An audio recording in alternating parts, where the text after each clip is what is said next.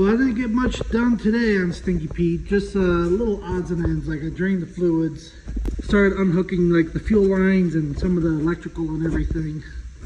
It's because I don't have much to do because I'm waiting on parts, you know? Like I can't put the camshaft in until I get a timing cover and stuff. I decided not to fix this right now. I just went on eBay and got another one for $100, so that's on the way. This I will fix later, you know, because I might get another P-pump and put on this, but either way, I will fix that later, but for right now, I just got another one off eBay, so I'm waiting for that to come in, then I can put the camshaft in and start putting the front end together. Also, I'm waiting for a tool to do the valve springs, and I'm also waiting for the valve springs and push rods to come in to do the top end. So really, the only thing I have left to do on this motor is to pull that oil pan off to put on here until I get the rest of the parts. Like, I can't mount really any of this stuff on without the timing cover. Really, the only thing I can do right now, waiting on gaskets. If I get the gaskets, then I can bolt the exhaust manifold on and a few other things. But really, the biggest thing I can do is pull the motor and trans out, which isn't, there's not much that holds it in. You know, literally just 2 power steering lines left, 2 bolts for the motor mounts, and literally just the transmission linkage, drive shaft and cross member. That's it, and the whole motor and trans will come out. Everything else is done.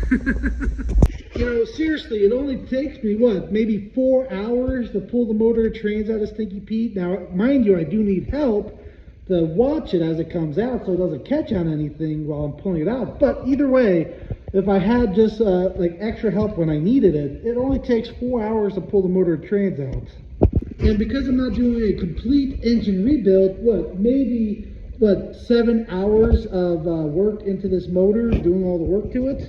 And then it's roughly going to be about 6 or 7 hours to put it back together. It always takes longer to put it back together. But that's it. Like literally, if I had all the parts here right now, if I had 1 week off of work, I could get this all done in 1 week. And I've done it before. I posted videos and pictures with the times on them. So like last time I rebuilt Stinky Pete, it was only 1 week basically to tear the engine completely out, all apart, rebuild the engine, put it all back together, and made it to the show. Now, of course, there was 2 weeks I had to wait for the engine block to get machined and get done, also waiting for parts to come in, but if I had everything right there, that's how many hours it took. It's like total of 40 hours. But this should only take me about 20 hours total. The really time-consuming things are going to be the aftermarket gauges I plan on putting in, like the exhaust temperature gauge, a few other things, also a fast lift pump, you know, a few other things like that, doing some other improvements. But that's the only thing that's going to eat up a lot of time. But again, I do work a regular job, you know, I only do this when I'm after work, you know, or weekends. So I'm only doing like an hour or 2 every day after work, and then weekends probably like 5 or 6 hours on weekends. But right now, I'm either waiting on parts right now that I already paid for, or I gotta wait until I get paid to order the other parts.